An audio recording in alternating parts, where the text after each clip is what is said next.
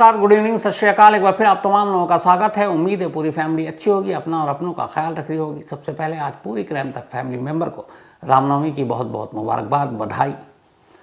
और आज छुट्टी का दिन भी है, लेकिन टीवी में काम करने वाले लोगों की छुट्टी नहीं होती, या फिर न्यूज़पेपर में भी, क्योंकि खबरें आप तक तो पहुँचानी होती है, तो फिर लोगों की ड्यूटी होती है। हाँ, बस छुट्टी से ये हो जाता है फ़र्क कि बाहर जब निकलते हैं घर से दफ्तर या दफ्तर से घर, तो सड़कों पर उतनी ट्रैफिक नहीं होती, सन्नाटा दिखता है और उससे पता चल जाता है कि बाहर मूड और माहौल छुट्टी का है। खैर, आते हैं आज की कहानी के ऊपर। हमारी और आपकी दुनिया कोई अलग दुनिया नहीं होती है। हम सब के इर्द गिर्द हमारे दोस्त होते हैं, रिश्तेदार होते हैं, जान पहचान के लोग होते हैं, और उन्हीं में से कुछ ऐसे भी होते हैं जो दुश्मन हैं। कई दुश्मन ऐसे होते हैं जो आपके मुंह पर तो आपसे अच्छी अच्छी बातें करेंगे, लेकिन पीठ पीछे आपकी बुराई करेंगे या आपसे दुश्मनी पालते हैं। तो ये हमारी और आपकी दुनिया दोस्तों और दुश्मनों के बीच की दुनिया है। बस यही समझ लीजिए कि ये हमारी और आपके बाहर निकल कर ये जो पूरी दुनिया है, ये भी ऐसी दोस्तों और दुश्मनों के बीच की दुनिया है। अब इस दुनिया में 200 से ज़्यादा देश हैं, तो जैसे हमारे 100-200 दोस्त होते हैं, यहाँ 200 अलग अलग देश हैं। उनमें से कुछ में दोस्ती होती है, कुछ में दुश्मनी होती है, कुछ में कुछ नहीं होती। पता चलता है कि दोस्ती भी है लेकिन दुश्मनी भी है। कुछ में पता ही नहीं चलता कि सामने वाला दोस्त है कि दुश्मन है। तो ये पूरी दुनिया ऐसे ही क्या तो घोषित या अघोषित दोस्ती और दुश्मनी के पूरे तरीके से चलती है। और ऐसी दोस्ती और दुश्मनी के बीच जब जब दुश्मनी की कोई चीज़ होती है तो फिर हंगामा होता है, फिर ये कहा जाता है कहीं जंग ना हो जाए। और जब जो दो देश जंग लड़ते हैं तो फिर ये होता है कहीं थर्ड वर्ल्ड वॉर ना हो जाए, तीसरा विश्व युद्ध ना हो जाए। फिर सारी बातें होने लगती, हुआ तो ये होगा, दुनिया ख़त्म हो जाएगी, ये तबाह हो जाएगा, इतने लोग मर जाएंगे। ये सारी चीज़ें होती हैं। उधर अभी रूस और यूक्रेन के बीच जंग जारी है। अभी अचानक पिछले हफ्ते 14 अप्रैल इत्तेफाक से उसी दिन सलमान खान के घर गैलेक्सी पे गोली चली थी, और उससे पहले कुछ घंटे पहले इजराइल पर ड्रोन से अटैक हुआ था और ये हमला किया था ईरान ने। और इसके बाद फिर ये एक तरह से कहने लगे लोग कि कहीं फिर से जंग ना हो जाए। अब ईरान और इजराइल में जंग होगी तो फिर आधी दुनिया इधर आधी उधर, फिर तो तबाही मचेगी। दो देशों की जंग पूरी दुनिया में, हर देश लड़ रहे होंगे, जैसे फर्स्ट और सेकंड वर्ल्ड वॉर में हुआ। तो आज की कहानी इसी ईरान और इजराइल की इस ताज़ा दुश्मनी की कहानी है। लेकिन ये दुश्मनी वैसी नहीं है, मतलब ये दो दोस्तों की दुश्मनी की कहानी है। तो अभी जो हुआ उसके पीछे सिर्फ पहले शॉर्ट में बता देता हूँ। 2011 से सीरिया में एक गृह युद्ध शुरू हुआ, सिविल वॉर। वहाँ की जो सरकार, वहाँ के जो प्रेसिडेंट हैं, राष्ट्रपति हैं बशर अल असद, तो उनके खिलाफ वहाँ पे घरेलू एक तरह से विद्रोह छिड़ गया। अब उसमें कुछ अलग अलग संगठन भी घुस गए, सत्ता उखाड़ फेंकने की कोशिश करने लगे। कहा गया कि इसके पीछे अमेरिका हवा दे रहा है। तो वैसे ही जैसे मैंने बताया दोस्ती और दुश्मनी, तो जहाँ अमेरिका कूदता है वहाँ अमेरिका का दुश्मन रूस भी कूद जाता है, या फिर चीन भी बीच में आ जाता है, क्योंकि सभी के अपने अपने मतलब और मसलहत है। तो अब जब सीरिया में ये जंग छिड़ी तो उधर ISIS पहुंच गया, बगदादी। अब अमेरिका उसकी मदद कर रहा है सीरिया में बशर अल असद की सरकार गिराने के, जबकि वही ISI अफगानिस्तान में उसका दुश्मन है। तो जब अमेरिका कूदा तो फिर रशिया भी कूद गया। अब उसके बाद ये दो महाशक्तियों के बीच में सीरिया पिस रहा है। अब इसी बीच में सीरिया में बाकी लोगों के साथ साथ ईरान भी दाखिल हो जाता है। अब बशर अल असद के सपोर्टर ईरान वाले, उन्होंने सीरिया की मदद करनी शुरू कर दी, विद्रोहियों के खिलाफ हथियार दिए, जंग लड़नी शुरू कर दी। धीरे धीरे वक्त बीता, 2011 में शुरुआत, 2024 से सीरिया अभी भी पूरी तरह से शांत हुआ नहीं है। तो जब ईरान ने मदद की सीरिया की सरकार को, लगा तो अब सीरिया में ईरान की अच्छी खासी सेना भी जमा हो गई, पैड भी हो गई, और वहाँ ईरानी एम्बेसी में बाकायदा जो ईरान के कमांडर सीनियर मिलिट्री के, वो सब भी वहाँ रहने लगे। सीरिया सरकार उनको दोस्त की तरह देखती थी। लेकिन सीरिया और ईरान की ये दोस्ती इजराइल को बुरी लग रही थी, और उसकी वजह ये थी कि सीरिया से इजराइल के बॉर्डर लगता है। सीरिया और इजराइल की सीमा एक दूसरे से लगती है, बॉर्डर है। तो अगर ईरान सीरिया तक पहुंच गया तो फिर सीरिया से इजराइल पर हमला या फिर बाकी चीज़ें आसानी से हो सकती हैं। तो इसीलिए सीरिया वॉर पर इजराइल की नज़र थी और उसे लगा यहाँ पे ईरानी सेनाओं का जमावड़ा भी हो रहा है, पता नहीं ये अपना बेस भी बना लें, मिलिट्री बेस। तो ये सब कुछ चल रहा था। इसी दौरान में 14 अप्रैल को इजराइल सीरिया में अमेरिकी जो ईरानी एम्बेसी है उसके ऊपर एयर स्ट्राइक कर देता है। हालांकि इजराइल मना करता है, लेकिन यह है कि इजराइल ने हमला किया, जिसमें कुछ सीरिया के करीब 8-10 लोग नागरिक बेकसूर लोग मारे जाते हैं और 7 सैन्य कमांडर, मिलिट्री ऑफिसर जो उस वक्त एम्बेसी में थे ईरान के, वो ईरानी मिलिट्री के अफसर इस हवाई बमबारी में मारे जाते हैं। अब एम्बेसी पर हमला मतलब उस देश पर हमला माना जाता है, ये पूरी दुनिया में है। मैंने आपको पहले भी बताया कि एक देश के अंदर जो एम्बेसी होती है, वो एम्बेसी में वही कानून चलता है जो उस देश में चलता है। तो उस एम्बेसी के अंदर अगर कोई कानून होता है तो उस देश का कानून उस पर चलेगा। तो अब ईरानी एम्बेसी पे हमला हुआ तो इसका मतलब ईरान पर हमला हुआ। इसी के बाद ईरान ने इंतज़ार किया, उस वक्त रमज़ान था, फिर ईद आई, उसने इंतज़ार किया और 14 अप्रैल को 11 अप्रैल को ईद, उसके 3 दिन बाद उसने 300-400 ड्रोन सीधे भेज दिए इजराइल। उसमें कुछ गिरे, कुछ मार दिए गए, लेकिन इस ड्रोन के बाद लगा कि अब इन दोनों देशों के बीच में दुश्मन, मतलब एक तरह से जंग होगी। तो 14 के बाद अभी तक तो ऐसा कुछ हुआ नहीं है, ज़ुबानी जंग जारी है। तो ये तो मेन वजह थी जिस पे इस जंग की सुगबुगाहट शुरू हुई। लेकिन इजराइल और ईरान दुश्मन कैसे, ये जानना ज़रूरी है। 1948 में जब इजराइल का जन्म हुआ, हमारा 47 हुआ था, इजराइल के जन्म की पूरी कहानी आपको मैंने डिटेल में सुनाई है। जिन लोगों ने नहीं सुनी वो इस खबर के आखिर में वो लिंक देख सकते हैं। तो 1948 तक एक फ़लस्तीन हुआ करता था, ये अरब देशों के अंदर आता है, मिडिल ईस्ट में। तो वहाँ फ़लस्तीनी रहते थे, फिर फ़लस्तीनियों के साथ साथ यहूदी रहा करते थे और अंग्रेज़ों की हुकूमत थी, अंग्रेज़ों का कब्ज़ा था, जैसे हमारे देश पर था 47 तक। 1948 में अंग्रेज़ वहाँ से निकल लेते हैं, पर जाते जाते वही हरकत करते हैं जो हमारे साथ किया था उन्होंने। 47 में यहाँ से जाते जाते इंडिया के टुकड़े कर दिए, तो एक पाकिस्तान बना दिया, एक इंडिया। सेम वहाँ फ़लस्तीन से जाते जाते अंग्रेज़ों ने ये किया कि एक उन्होंने जो ज़मीन का टुकड़ा था उन्होंने उसके 2 से 3 हिस्से कर दिए। उन्होंने कहा इस पर फ़लस्तीनी रहेंगे, इस पर यहूदी रहेंगे। और इस तरीके से दुनिया में पहली बार, और तब यूनाइटेड नेशन यानी संयुक्त राष्ट्र का इसको सपोर्ट था और अमेरिका सपोर्ट कर रहा था। तो 1948 में इस तरीके से इजराइल का जन्म हुआ और यूनाइटेड नेशन ने मान्यता दे दी। लेकिन ये तय था कि जो अरब देश हैं, क्योंकि अरब देशों से घिरा हुआ है ये पूरा फ़लस्तीन और इजराइल, वो तो बिल्कुल नहीं मानेंगे, क्योंकि अरब देशों में और यहूदियों में शुरू से खींचातानी चली आ रही है। और वही हुआ, सऊदी अरब समेत जितने भी थे, चाहे वो लेबनान हो, जॉर्डन हो, सीरिया हो, इवन इराक हो, इन सब में से किसी ने यूएन के इस नए देश यानी कि इजराइल के जन्म को मान्यता नहीं दी। लेकिन पहला देश मुस्लिम कंट्री जो था जिसने मान्यता दी वो था टर्की, जो अब तुर्की हो गया। टर्की ने उस वक्त इजराइल को एक देश के तौर पर मान्यता दे दी, पर बाकी अरब देश नाराज़ हो गए, थोड़ा वक्त बीता। दूसरा मुस्लिम देश बन गया ईरान, जिसने इजराइल को मान्यता दी। अब ये सोचिए कि इजराइल का जन्म होता है, पश्चिमी देश, वेस्टर्न कंट्री, अमेरिका, ये सब, यूएन सब दे रहे हैं। मुस्लिम कंट्री किसी ने, पूरी दुनिया में जितने भी मुस्लिम देश हैं, किसी ने मान्यता नहीं दी।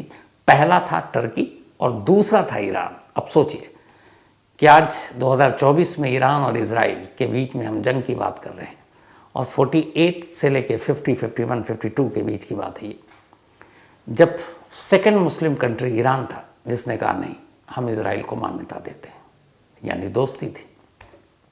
तब ईरान की भी मुखालफत और खिलाफत शुरू हो गई, विरोध अरब देशों ने किया कि तुम कैसे देश हो मुस्लिम, एक यहूदी देश को तुम मान्यता दे रहे हो, ये गलत है, उन्होंने फ़लस्तीन की ज़मीन पर कब्ज़ा कर रखा है, अंग्रेज़ों ने यह गलत किया है और तुम उसको उसके ऊपर मुहर लगा रहे हो कि इस देश का जन्म एक यहूदियों का जन्म होगा इस देश का। तो ईरान ने उस वक्त ये विरोध भी सहा मुस्लिम देशों का, लेकिन उसने कहा नहीं, मैंने दिया तो दिया।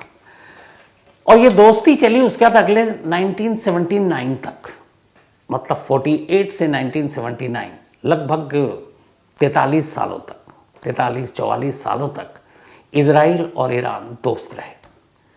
लेकिन फिर 1979 में ऐसा कुछ हुआ कि ये दोस्ती दुश्मनी में बदल गई। तो 79 के बाद क्या हुआ, उससे पहले जानते हैं कि 48 से लेके 79 में क्या हुआ। तो हुआ ये कि जब इजराइल का जन्म हुआ था तब ईरान में पहलवी राजाओं की हुकूमत थी। और पहलवी राजा उस वक्त 1902-4-5 से ही ईरान पर शासन कर रहे थे, तो उनकी हुकूमत थी। और पहलवी राजा बड़े उस वक्त जो है बड़े खुले मिजाज के थे। ईरान वैसा देश नहीं था जैसा आज है। कहते हैं कि ये वो दौर था जब ईरान की फैशन डिज़ाइनिंग, वहाँ के मार्केट, वहाँ के बाकी चीज़ें वेस्टर्न देशों को, वेस्टर्न कंट्री को टक्कर देती थी। वो इतना आगे था इन चीज़ों में। और लोग जो सैलानी हैं, जो टूरिस्ट हैं, वो सब ईरान की तरफ जाते थे। इतना एडवांस था ईरान।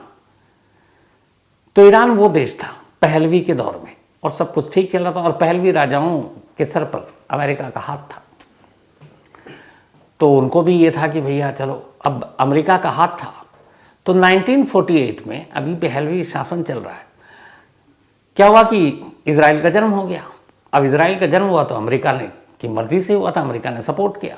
अब अमेरिका ने सपोर्ट किया तो पहलवी राजा जो ईरान पर शासन कर रहे हैं वो अपने मतलब गुरु के खिलाफ कैसे जा सकते हैं। और अमेरिका उनका गुरु था उस वक्त पहलवी राजाओं का, वो अमेरिका के इशारे पर ही सब नाचते थे।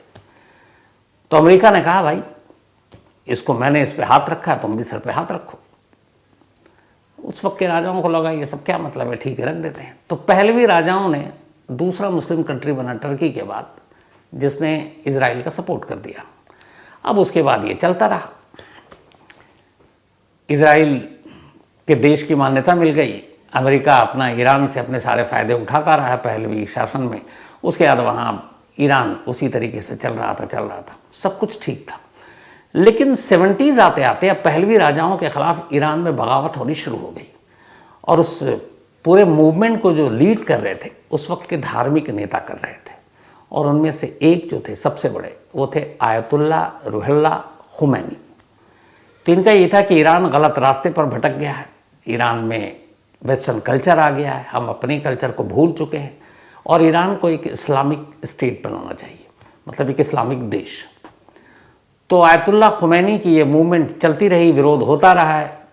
और उस वक्त गलती उनकी भी थी, जो पहलवी सारे शासन करते थे, उनकी अय्याशियाँ, उनके वो लोगों की तरफ ध्यान नहीं देना। पैसे बहुत थे, फाइनेंशियली बहुत मजबूत थे। लेकिन जब एक नया मूवमेंट शुरू हुआ तो नौजवान बहुत बड़ी तादाद में जुड़ गए, और धीरे धीरे विरोध प्रदर्शन इतना हुआ कि 1979 में जो आखिरी पहलवी राजा था उसको अपनी जान बचाकर अमेरिका भागना पड़ा। वो अमेरिका भाग गया। अच्छा, इस दौरान में क्या था कि पहलवी राजाओं की सपोर्ट की वजह से इजराइल को मान्यता मिली, और इजराइल की एम्बेसी तक तेहरान, जो ईरान की राजधानी है, वहाँ खुल चुकी थी, और वहाँ से दूतावास चलता था। और इधर तेल अवीव में भी बाकायदा ईरान की एम्बेसी थी, मतलब इजराइल के अंदर, और वहाँ इनके राजदूत हुआ करते थे। तो 1979 में जब पहलवी राजाओं का शासन ख़त्म हुआ और इस्लाम स्टेट बना, एक इस्लामिक राज्य ईरान, तो वहाँ के सबसे बड़े जो एक तरह से हुक्मरान बने वो आयतुल्ला रुहुल्लाह खुमैनी बने। अब ईरान को पूरी तरह से एक इस्लामिक देश घोषित कर दिया गया। अमेरिका से वैसी ही दुश्मनी थी जो आयतुल्ला खुमैनी ने अपना मूवमेंट चलाया था, और उस वक्त अमेरिका का नाम रखा था बड़ा शैतान, और उसका दोस्त था चूँकि इजराइल, तो उसका नाम रखा था छोटा शैतान। तो जब ये मूवमेंट चल रहा था तभी ये हो गया था कि अगर पहलवी राजाओं का शासन ख़त्म हुआ तो फिर इजराइल और ईरान के रिश्ते बहुत बुरे होने वाले हैं, क्योंकि छोटा शैतान के नाम से पुकारा जाता था। और अमेरिका को भी, तो अमेरिका ने भी कोशिश की थी कि ये मूवमेंट कामयाब ना हो। बहुत सारे उसकी अपनी CIA जो एजेंसी है सब, उसने पूरी कोशिश की, मदद की। लेकिन लोग इतने नाराज़ थे, लोगों का इतना सपोर्ट था कि पहलवी राजाओं को अपनी जान बचाकर अपने फैमिली के साथ अमेरिका भागना पड़ा, और अमेरिका ने उनको पनाह दे दिया। अब जब पनाह दिया तो यहाँ ईरान के लोग और गुस्सा हो गए। उन्होंने कहा ये हमारा मुजरिम है, आप हमें यहाँ उसको वापस भेजो, हम उसको सज़ा देंगे। तो इसको लेके और विरोध शुरू हो गया। अमेरिका ने खैर भेजा नहीं। अब इधर जो पहलवी राजाओं के जाने के बाद और आयतुल्ला खुमैनी के आने के बाद सारी चीज़ें बदल गई। वो चीज़ें बदली जो अब तक 1948 से 79 तक चल रहा था। उस वक्त ये था कि इजराइल और ईरान के इतने अच्छे रिश्ते थे, बिजनेस एम्बेसी थी दोनों की एक दूसरे की, यहाँ तक कि अब ईरान एक, चूँकि अरब देश में तो है ईरान, लेकिन ईरान के साथ एक और भी दिक्कत थी। ईरान को ये लगता था कि जो सारे अरब देश हैं, चाहे उसमें पड़ोसी इराक हो या फिर इधर सऊदी अरब उस वक्त का सबसे बड़ा बिग शॉट। ये सब सुन्नी बहुल देश हैं, यहाँ पे सुन्नियों की तादाद ज़्यादा है। और ईरान दुनिया का इकलौता देश है जहाँ पे शियाओं की वर्चस्व, शियाओं की आबादी ज़्यादा है। तो लगता था ईरान को हमेशा कि हम शिया देश हैं, इसलिए हमारे साथ बाकी मुस्लिम देश सही बर्ताव नहीं करते। अभी हाल में आपने देखा होगा पाकिस्तान और ईरान के बीच में भी रिश्ते ख़राब चल रहे हैं। तो शिया और सुन्नी का भी चक्कर आ गया था और इसीलिए बाकी अरब देश एक तरफ हो जाते थे और ईरान अकेला पड़ जाता था। तो ऐसे वक्त में जब दोस्ती थी इजराइल के साथ, और इजराइल एक नया देश, उसे मालूम है कि हम उस वक्त तो इजराइल की आबादी 50-60 लाख थी। आज के देश में अभी करीब 95 से 96 लाख है। टोटल 95 और 96 लाख पॉपुलेशन है टोटल इजराइल की। और इजराइल को पता है कि हम चारों तरफ से अरब देशों से घिरे हुए हैं। इजराइल के जो बॉर्डर लगते हैं वो सारे जो बॉर्डर हैं, एक तरफ सीरिया है, एक तरफ जॉर्डन है, इसके अलावा मिस्र है, लेबनान है। तो ये सारे अरब देश हैं। थोड़ी थोड़ी दूरी पर फिर बाकी देश आ जाते हैं। अब ऐसे अरब देशों के बीच में एक यहूदी देश, तो उसको तो हर वक्त वैसे ही खतरे में है कि पता नहीं कौन कब क्या कर दे। ऐसे में ईरान का सपोर्ट करना पहलवी राजाओं के थ्रू इजराइल को एक बड़ी मदद मिली। और ईरान इसलिए सपोर्ट कर रहा था इजराइल को, वैसे उसको मतलब नहीं था, क्योंकि वो अपने आका यानी अमेरिका को खुश करना चाहता था। और उसके बदले अमेरिका से जो भी उसको बाकी चीज़ें मिलती हैं, जो अमेरिका देता है ना, पैसे दे के मुँह बंद कराता है, तो वो सारी फैसिलिटी भी मिल रही थी, अय्याशी की चीज़ें भी मिल रही थी। तो इधर ईरान को था कि इजराइल को सपोर्ट करके हमने अमेरिका को खुश कर दिया, अपने आका को, अपने दादा को। और इजराइल को ये था कि चलो इन अरब देशों के बीच में एक तो ऐसा देश है जो हमारी मदद कर रहा है। तो दोनों की दोस्ती बड़ी गहरी हो गई। जैसा मैंने बताया, एम्बेसी खुल गई। यहाँ तक कि अब डिफेंस के लेवल पे भी कि ईरान को ये पता था कि मैं शिया देश हूँ, बाकी सुन्नी देश हैं, तो कल को कोई झगड़ा, लड़ाई, जंग हो जाए, इराक से बाद में हुआ ही, तो क्या करें। तो अपनी हिफाजत के लिए उसने अपनी मिलिट्री, अपनी खुफिया एजेंसी, इन सबको मजबूत करना शुरू किया। और इसके लिए बाकायदा इजराइल ने ऑफ़र किया कि हम आपकी मदद करेंगे। और इजराइल ने, एक दौर था जब ईरान की सैन्य ताकत को मजबूत करने के लिए उसकी बाकायदा मदद की। यहाँ तक कि जो ईरान की खुफिया एजेंसी थी सवाक, उसकी मदद इजराइल की खुफिया एजेंसी मोसाद ने की। तो सोचिए, दुनिया की जो सबसे बेहतरीन सीक्रेट सर्विसेज खुफिया एजेंसी मानी जाती है मोसाद, उसने ट्रेनिंग दी और उसने बाकी चीज़ें बताई ईरान की खुफिया एजेंसी सावाक को। ये वो दौर था, उसे बताया कैसे ऑपरेशन हैंडल करना है, कैसे इन्फॉर्मेशन लानी है, कैसे बाहर से जाकर इन्फॉर्मेशन लानी है, ये सारी चीज़ें। यहाँ तक के कहते हैं अनऑफिशियल कि ये भी था कि पड़ोसी देशों की जो जितनी भी मिलिट्री पावर और बाकी चीज़ें थी, उसकी जानकारी भी इजराइल एक दौर में ईरान को देता था और ईरान खुश था। लेकिन तब तक जब तक पहलवी राजाओं की हुकूमत थी। 1979 के बाद सीन बदल गया।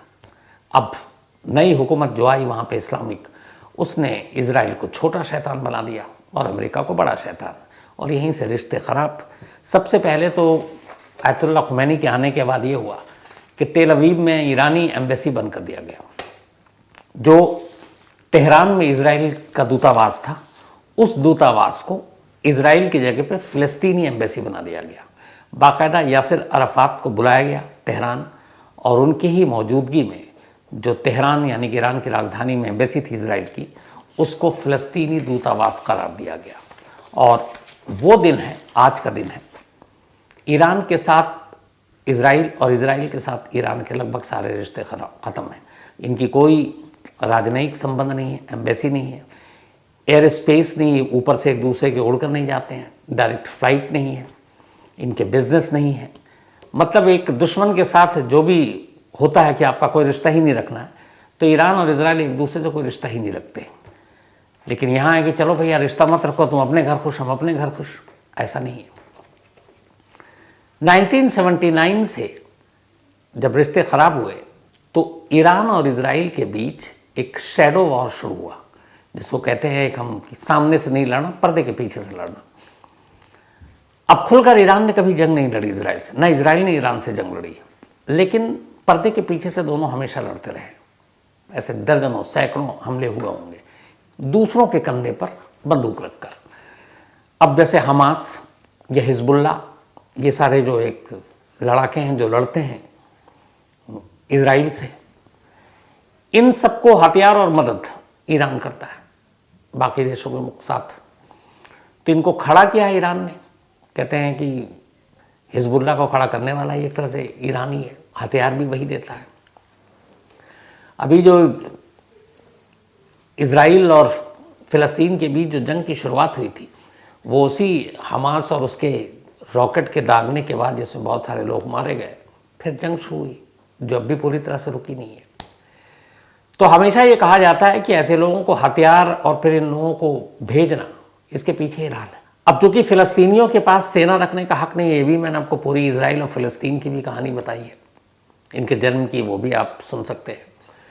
तो ऐसे में जब भी हथियार की बात आती है तो इल्ज़ाम ईरान पे ही लगता है कि यही हमास और हिजबुल्ला के ज़रिए हथियार दे रहा और ये जाकर फ़िलिस्तीन में, गाज़ा में स्पेशली लड़ते हैं इजराइल के ख़िलाफ़। तो इसलिए इन दोनों के बीच में ये छद्म वार या जिसको शैडो वार कहते हैं, ये चलता रहता है। लेकिन दिक्कत शुरू हुई अब सीरिया से, क्योंकि सीरिया में ईरान अचानक वहाँ की जो जंग है इंटरनल, लड़ते लड़ते वहाँ उसने अपनी अच्छी खासी पैड़ बना ली। इजराइल को अब डर है कि कहीं सीरिया के थ्रू, क्योंकि ईरान से इजराइल की दूरी करीब 1800 किलोमीटर, 1800 किलोमीटर, बॉर्डर नहीं लगती दोनों की, लेकिन सीरिया से इजराइल की वो सीमा लगती है और सीरिया तक ईरान ईजिली पहुंच सकता है। तो ये भी एक प्लानिंग का हिस्सा है और इसीलिए इजराइल इन चीज़ों से डरा हुआ है। लेकिन जब ये हमला हुआ अभी ड्रोन से सीरिया की में मौजूद ईरान की एम्बेसी पे, तो उसका ये बदला लिया जाना था, ये हुआ। लेकिन अब इस बदले के बाद आगे बदला लिया जाएगा, क्या होगा पता नहीं। लेकिन अगर होगा तो यहाँ एक चीज़ और है कि जो इजराइल और फिलिस्तीन या फिर इनके बीच में जो जंग चल रही है, ये असल में एक तरफ गोली और एक तरफ पत्थर है। आमतौर पर इसी तरह जंग चल रही है, तो इसमें बहुत बड़ी तबाही और बर्बादी आपने कभी नहीं देखी। लेकिन कहते हैं कि अगर ईरान और इजराइल के बीच में ऐसी हो जाए तो फिर बात ऐसी नहीं होगी, इसलिए कि दोनों ही इनकी जो पावर है, सैन्य ताकत है, वो लगभग बराबर है, एक न्यूक्लियर बॉम्ब को छोड़ दें। बल्कि कई मामलों में, कुछ मामलों में ईरान हावी है। तो ऐसे में फिर बात पत्थर और गोली की नहीं होगी, बल्कि गोली वर्सेस गोली होगी, बम वर्सेस बम होगा, टैंक वर्सेस टैंक होगी।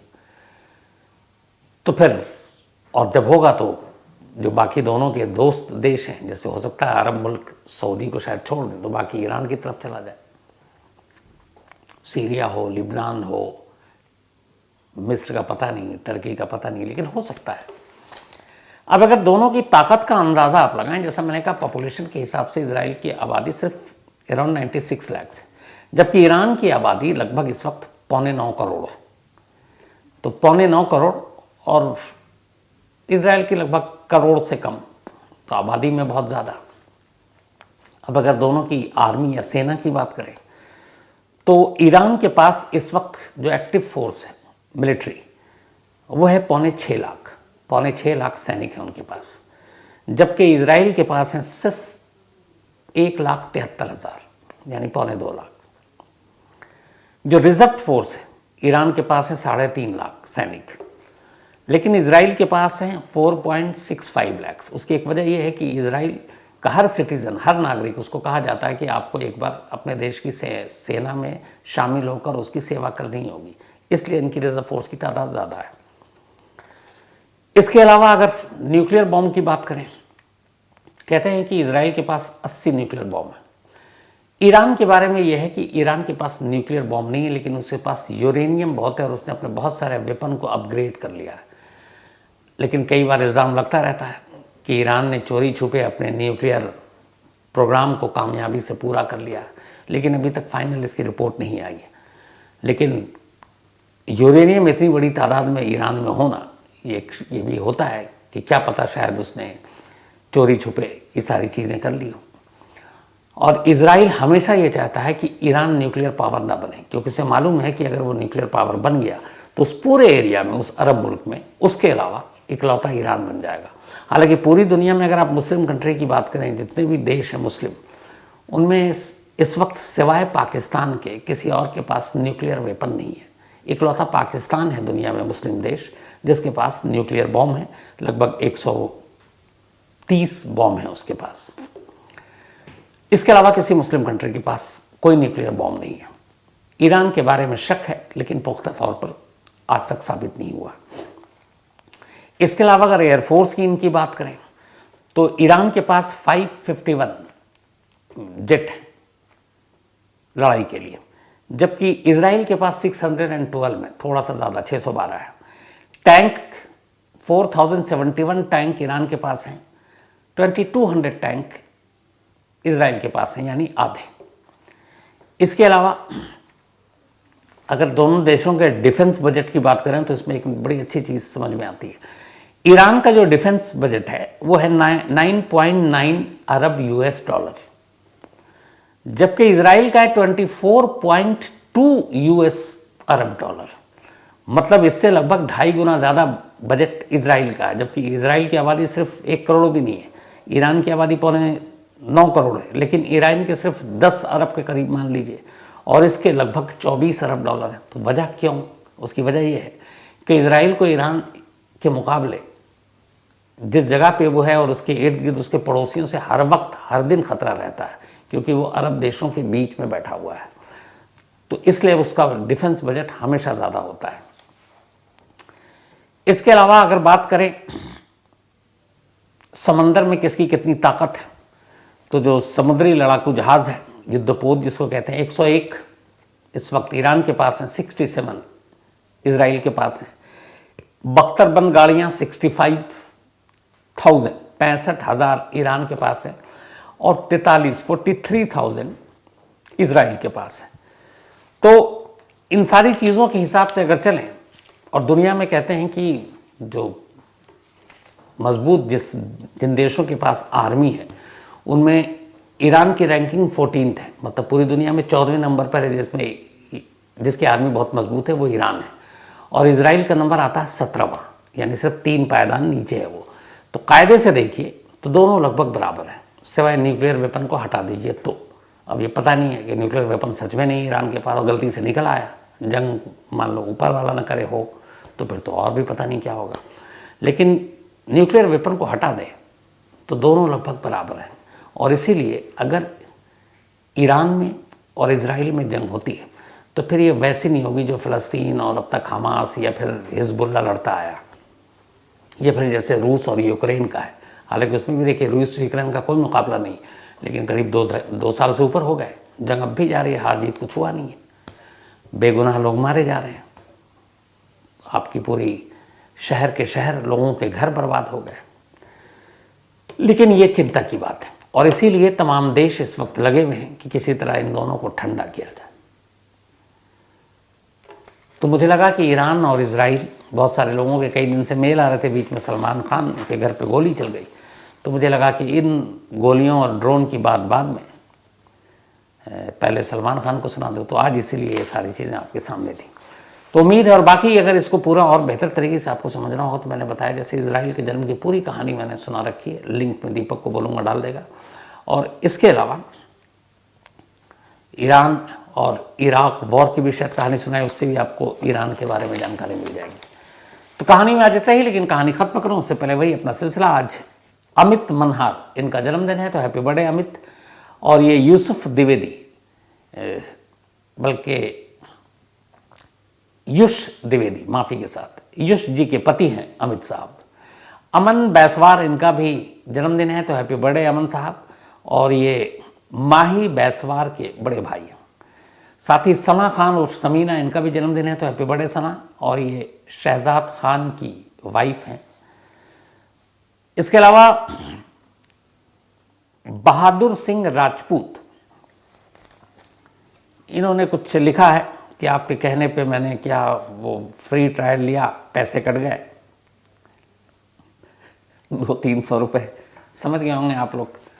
मेरे कहने पे इन्होंने ले लिया था। मैं उसके बारे में बोलता हूँ जिस पे आप लोग बहुत सारे मेल भी आते हैं, नाम नहीं लूँगा, मजबूरी है मेरी। तो उन्होंने कहा पैसे कट गए, तो बहादुर भाई कभी मिलेंगे तो आपको मैं दे दूँगा। लेकिन फिर भी उससे पहले एक और चीज़ कि ज़रूरी नहीं कि मैं जो कहूँ आप वो करें, क्योंकि एक ऐड आता है ना, कौन सा है वो, शेयर मार्केट में लगाने वाला या म्यूचुअल फंड का, कि read carefully, read document carefully before investing इस तरह का कोई डायलॉग है, तो आप इशारा मेरा समझ गए होंगे और शायद बहुत सारे लोग समझ गए होंगे।